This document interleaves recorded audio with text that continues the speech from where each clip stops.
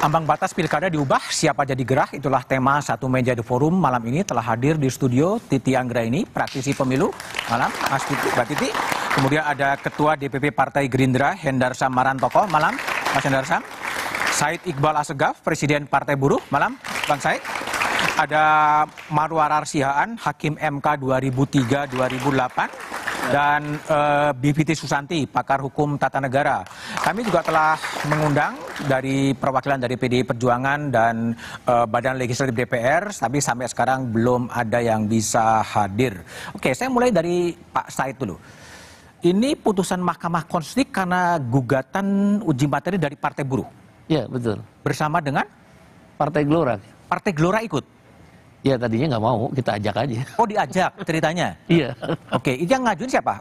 Anies Mata dan Mahfud Siddiq? Ya, otomatis Ketua Umum dan Sekretaris Umum Partai Gelora. Oke, itu nggak janggal ya? Tiba-tiba Partai Gelora yang berada dalam Kimplas ikut dalam mengajukan uji materi sebetulnya? Ini kan sekitar bulan Mei ya, 20 Mei. Hah? Kita mengajukan gugatan ini karena kegelisahan Partai Buruh. Sebenarnya Partai Buruh awalnya, cuma kan kalau sendiri partai non-parlemen juga mempunyai kepentingan yang sama kan, bahwa bagi kami demokrasi itu dibajak oleh partai-partai politik yang merasa punya kursi dengan berdalih ada ambang batas yang tinggi. Terus buat apa kalau begitu partai politik ikut kontestasi tapi nggak bisa mengajukan orang yang dipilih dari kader partainya, atau ada orang baik yang kita menginginkan, atau setidak-tidaknya dari survei kalau kita masih percaya dia adalah mempunyai nilai yang tinggi dari masyarakat di daerah itu untuk maju. Ini kan dibajak. Nah, yang kedua, kita berpikir loh, si calon-calon pilkada perseorangan aja syaratnya boleh kok ngumpulin KTP, nggak ikut pemilu. Ini partai politik yang ikut pemilu kok dipersulit dengan syarat 20% kursi atau 25% dari suara. Unfair dong. Nah, maka kami satu-satu cara kan menggugat ke Mahkamah Konstitusi. Jadi dasarnya adalah bukan tentang Anies, tentang siapa. Dasar tentang demokrasi yang dibajak. Demokrasi yang tidak berkeadilan. Demokrasi yang tidak berpihak kepada sekelompok mayoritas. Kalau kita lihat ada survei, terus nggak dapat tempat hanya gara-gara partai politik kekuasaan uang. Itu pasti uang, koalisi-koalisi itu uang, nggak mungkin nggak uang. Oke, baik. Oleh karena itu kekuatan uang itu harus dilawan. Nah, kita berterima kasih, mengapresiasi Hakim Mahkamah Konstitusi itu masih punya hati nurani. Masih punya hati nurani. Masih punya hati nurani. Baik, nurani. sebentar. Saya ke Mas Hendarsam dulu. Ini posisi Partai Gelora, ya kan, itu berada di barisan Koalisi Indonesia Maju. Ya. Tapi ikut juga mengajukan uji materi. Itu duduk soalnya gimana sebenarnya? Nah, kan harus dilihat dari sisi waktunya juga. Pada saat itu diajukan itu kan di bulan Mei, ya, di bulan Mei. Artinya pada saat itu memang kami sangat menghargai ya positioning teman-teman dari Partai Gelora dan juga Partai Buruh untuk mengajukan hal tersebut. Apa yang diajukan oleh Partai Gelora dan Partai Buruh ini merupakan murni dari kepentingan dan nilai-nilai yang ingin ditanamkan oleh teman-teman di sana. Untuk hal itu kami sepakat. Kami sepakat. Nah, kita harus dudukan dulu esensinya bahwa gugatan ini atau permohonan ini diajukan adalah untuk kepentingan pilkada, kader-kader ya dan suara-suara dari Partai Buruh dan Partai Gelora yang non parlemen ini supaya bisa diakomodir. Kemudian itu kan diakomodir kan dalam putusan MK nomor 30. Tapi kami melihat dan saya melihat ya selalu ini kan ujung-ujungnya ditunggangi gitu loh. Ditunggangi? Ditunggangi Oleh? Ya oleh MK itu sendiri. MK menunggangi siapa? Nah, saya akan lihat. Harus dilihat dulu dari permohonan yang diajukan oleh Partai Gelora dan Partai Buruh. Ingin membatalkan ya kan pasal 40 ya kan undang-undang pilkada tersebut ya, sehingga tidak mempunyai kekuatan yang tetap seperti itu. Sebatas itu. Yang harus diingat bahwa MK adalah sebagai negatif legislator. Negatif legislator. Yes.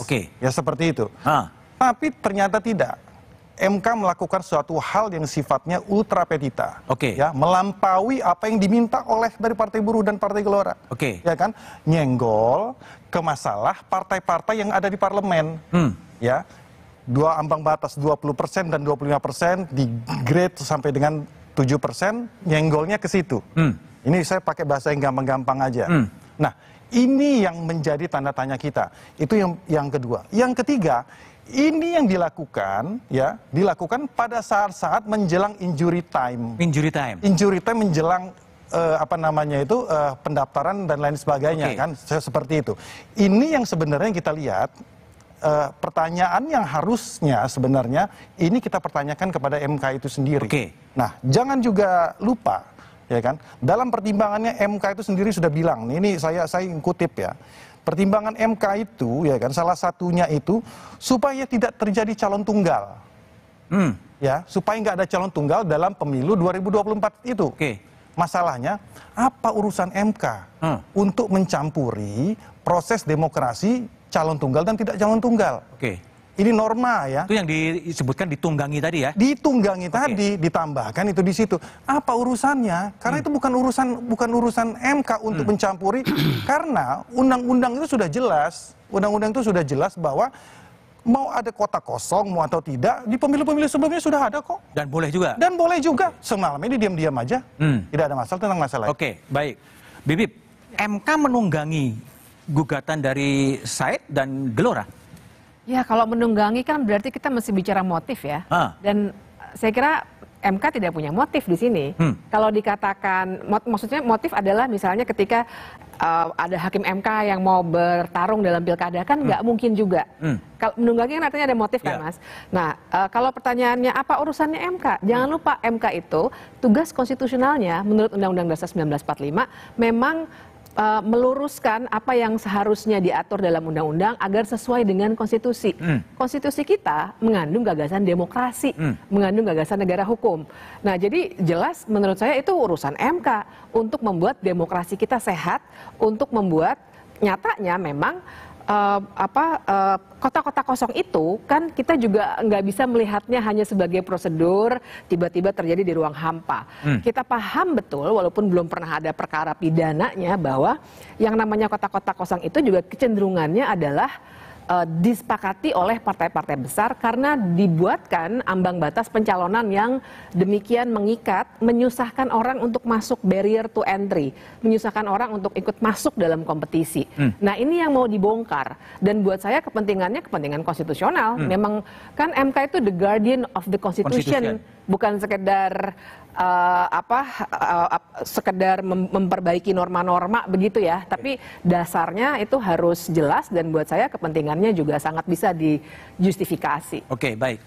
Mbak Titi Anggraini, MK kemarin memutuskan posisi begitu, hari ini balik kemudian bersidang, rapat, dan kemudian seakan-akan tidak mengindahkan putusan MK itu. Apa yang Anda baca dari itu? Bukan seakan-akan ya, Mas Budiman, tapi sangat terang-benderang tidak mengindahkan putusan Mahkamah Konstitusi.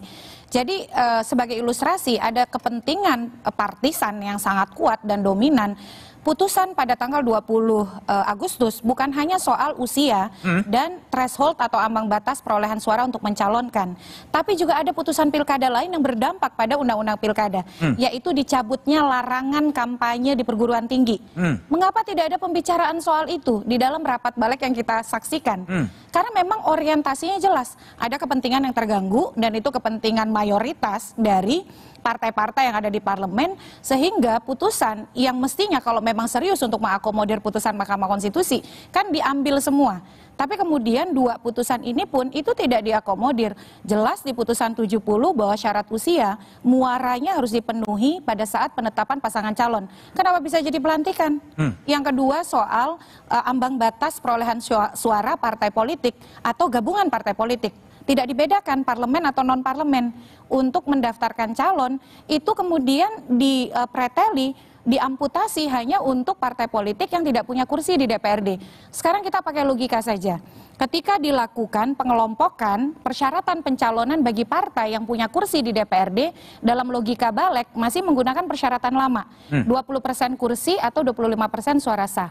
Sementara bagi partai yang tidak punya kursi di DPRD, persyaratannya adalah 25%.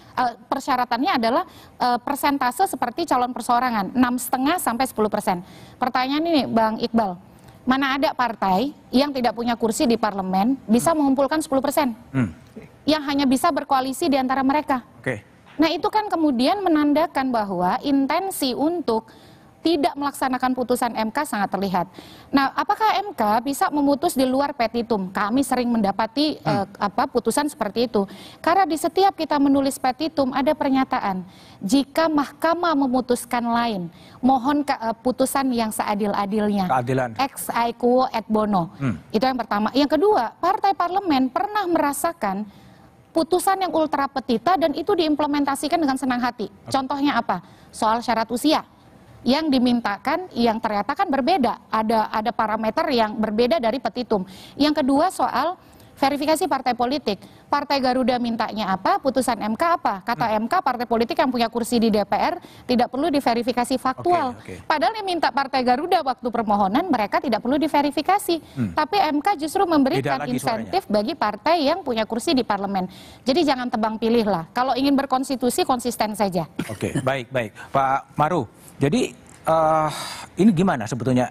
MK sudah mengeluarkan putusan, balik ngambil putusan yang lain lagi. Itu dalam pengalaman Pak Maru yang pernah menjadi hakim, ini pertama kali terjadi atau udah sering sih sebetulnya? Tapi jawabannya setelah jeda berikut ini saja.